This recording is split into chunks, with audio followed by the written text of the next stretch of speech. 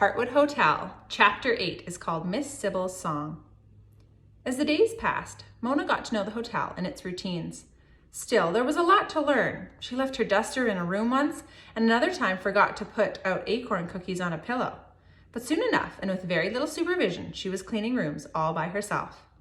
Mrs. Higgins was still too sick to spend much time with Mona. But now, every morning, Mona had a list of rooms pinned to the office door with one of the hedgehog's spines, which looked almost like Mrs. Prickles's quills. Once Mona made the mistake of calling the hedgehog Miss Prickles. Mrs. Higgins sternly reprimanded her, and Mona learned just how dissimilar the two were, Mrs. Prickles's or Mrs. Prickles.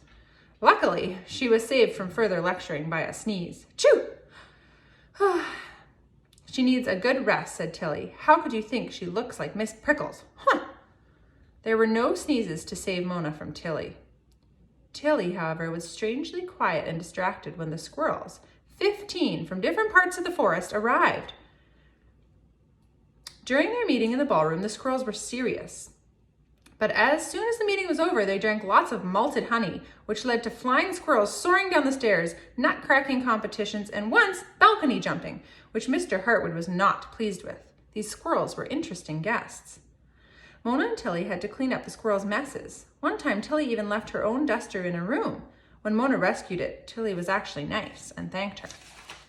But it didn't take Tilly long to return to her usual self. One night, Tilly asked Mona if she was ever going to unpack her suitcase. When Mona confessed that there was nothing inside, Tilly laughed and said, "Good, then you won't have anything to pack up when we let you go." Mona tried to laugh too, but the words stung. She wished she could say something, but she wasn't quite sure what. She had never had to stand up for herself before. She had always been on her own. Was Tilly alone too? Mona had never seen her write a letter or receive one, though many of the other staff did. Miss Prickles had so many relatives that she was constantly getting small deliveries, letters and special herbs to cook with. Maggie and Maurice, the laundry rabbits, were in fact sister and brother. But Tilly never mentioned any family, and Mona was afraid to ask. Miss Prickles gave Mona her only clue. After a particularly tough day with Tilly, Mona was sitting in the kitchen having some licorice tea and seed cakes. She was reaching for her 5th seed cake, and when Mrs. Prickles chuckled, "Oh," said Mona, pulling her paw back. "I'm sorry, I didn't mean to eat so many. I didn't realize." No, I take it as a compliment, dearie. You like my food. But tell me, is something the matter?" "It's Tilly," Mona confessed. Miss Prickles sighed heavily. "What has she done now?"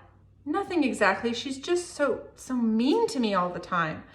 Everyone else is nice. You, Mrs. Higgins, even if she is stern, and Mr. Heartwood, but not her." Miss Prickles sighed again. "Don't judge her too harshly, dearie. She's had a tough time, that squirrel." "That's what Mr. Higgins said too. But what do you mean?" "It's not my tale to tell, nor Mr. Higgins," said the porcupine. "But remember, everyone's heart has hurts, some more than others." Did a hurt allow you to hurt others, though? Mona thought. Still, she wondered exactly what hurts Tilly had. She couldn't imagine Tilly ever crying. Not like Sybil, the swallow she had helped on the balcony. Sybil obviously had hurts. No one knew how she injured her wing. She was very shy and rarely left her room. All Mona knew was that she was booked to stay here for the rest of the fall and the winter too. It was growing cold in the hotel now, and one morning Mona decided to ask Mrs. Higgins for a warm blanket for her bed. Mrs. Higgins was wrapped in a blanket for herself at her desk. Tilly was pouring her some tea while they went over the schedule. "Of course, Mona, you may have a blanket, of course," said the hedgehog, dabbing her red nose with a handkerchief. "And bring one up to Miss Sybil on twig 44 while you're at it," she put in a request. I can do that, ma'am," said Tilly quickly. "It's best if Mona does it. Miss Sybil is very shy." Tilly didn't look pleased. So Mrs. Higgins wanted Mona to do it, not Tilly. So Tilly didn't look pleased, so Mona didn't stay to hear any more and hurried out to do the laundry room. She found the softest blanket she could and carried it up to the swallow's room. She was about to knock when she heard a noise inside. Not just any noise, singing. Though she knew it wasn't polite, she pressed her ear against the door to listen. "Tweet, drip, chippity, cheep, onward, southward, wing to wing, here we soar, hing we sing, onward, southward, home we go, where flowers bloom and warm winds blow." The tune drifted into a series of lovely song. Then it stopped. Mona waited and then knocked hesitantly on the door. A moment later, the swallow opened it and just a crack. Yes, she said timidly. I'm sorry to disturb you, said Mona, but I've brought a blanket. A blanket? Mona held it up. You requested it? Oh, yes, she said. She was about to take it with her beak when Mona added, I heard you singing. It was beautiful. Oh. It was better than bluebow warblers, continued Mona enthusiastically. I don't know who that is. Sybil gave a tiny chirping laugh and then after a pause said, my flock liked my voice too. I always led the migration melodies. Was that what you were singing? A migration melody? Part of one. Oh, said Mona, wondering what the rest of it was like. As though the bird had read her mind, she quietly added, if you would like, I could sing the rest for you. Mona knew the rules. She wasn't supposed to talk to guests, much less be entertained by them, but the swallow opened the door and Mona couldn't help it. She stepped inside. She hadn't been in Sybil's room before. Usually Tilly cleaned it when Sybil visited the stargazing balcony.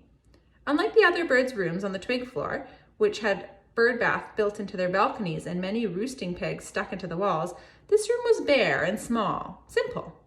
It didn't really seem like a bird room at all, except that instead of a bed, there was a nest of twigs, moss, and blankets spilled up in the corner of the room.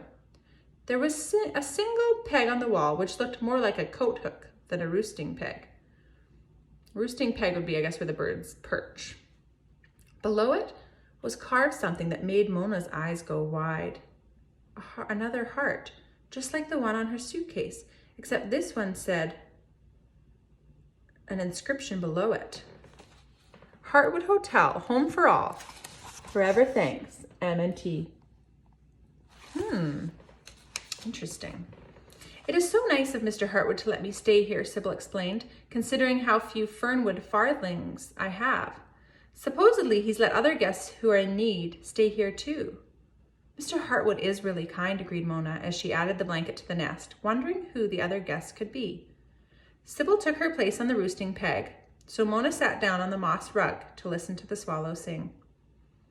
The rest of the song was as wonderful as the first part she'd heard, and when it was done, Mona clapped and Sybil glowed. Would you like to hear some others? Asked the swallow. Please, replied Mona. And so Sybil began another about the sea, and when it was finished, another about the moon. That's one of my favorites, Sybil said shyly when she had finished, adjusting her wing in its sling. She looked at the sky. At night I gaze at the moon, and I think of my flock. I wish I could be with them. What happened? Asked Mona quietly. It was the storm. On the day of the Acorn Festival, a gust of wind took me by surprise and knocked me into a branch. I sprained my wing. I couldn't fly south as a sprained wing, so I came here. I'd heard about the Heartwood Hotel, and I knew it was a safe place to stay. I'd hoped my wing would heal quickly, but it hasn't. And now I know I must stay until the spring, though I have barely enough farthings for this room. That would be money. Especially if it's a long winter. But worse, although the hotel is so comfortable and I'm treated well, it's not the same as being with my friends. It's lonely. I'm lonely. Mona nodded and added thoughtfully, I guess I've never really had many friends. Oh, said Sybil, looking surprised. But you are so kind and friendly. I thought you must have lots of friends. Mona shook her head. I've never stayed anywhere long enough. What about here? Said Sybil. I'm new. I arrived like the same day as you, but I do like it here very much. As the words left Mona's mouth, she realized they were true. Despite the troubles with Tilly, she did like it at the Heartwood Hotel. I like it too, even if I miss my friends. In fact, I've even started to make up a song about the hotel. Would you like to hear it? It's not quite finished, though. Mona knew she should leave, but how could she resist a song about the Heartwood? She nodded eagerly. Sybil had just begun. Heartwood Hotel, where feathered and furred together can dwell. When ahem, the door, which was fully closed, swung open to reveal none other than Mr. Heartwood himself, ducking down to peer into the tiny room. Behind him, Mona could see Tilly's whiskery face. I knew it, sir, said Tilly impatiently. I knew she was in here. Mona's heart began to pound. Tilly had told her not to speak with the guests. It was rude. It was a rule, and she hadn't been talking with Sybil. She had been sharing secrets and listening to the swallows singing. But Mr. Heartwood didn't look the least bit upset. See, I do, but hear that too, replied the badger, who was too big to enter the room. But he remained grinning at the doorway, with Tilly trapped behind him. Miss Sybil, would you be so kind as to finish your song? I don't know. Please, encouraged Mr. Heartwood. Sybil paused, then nodded and cleared her throat. Heartwood Hotel, when feathered and feared together we'll dwell, where rest can be had from troubles and fears, where wings can repair and joy reappears. It was a happy, warm song of seed cakes and souffles, bubbly baths and staircases that led up to the stairs. It made Mona want to dance. When Sybil was done, not only was Mona clapping, but Mr. Heartwood was too. Tilly reluctantly joined in. Bravo, said Mr. Heartwood. Very well sung, Miss Sybil. I am sorry to disturb you, but we are looking for our maid, he gestured to Mona, and we found her again, and found something else too. A voice. Yes, what a voice. I'm going to show you the picture.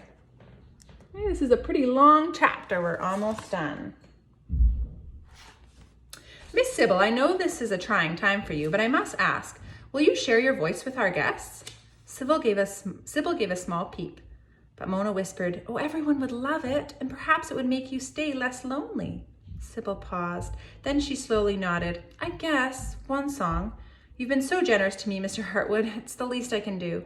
Of course, and if it goes well and you choose to keep singing, it would be my honor to waive your room fee in exchange and upgrade you to a proper bird room as well.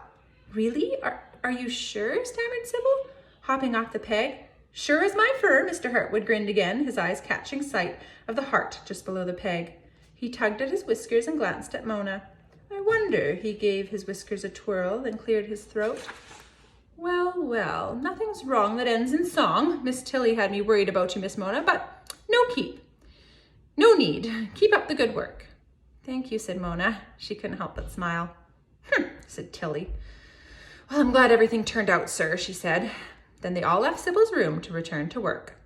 Mona was the last, and when she waved goodbye, she saw that instead of a tear in the swallow's eye, there was a twinkle.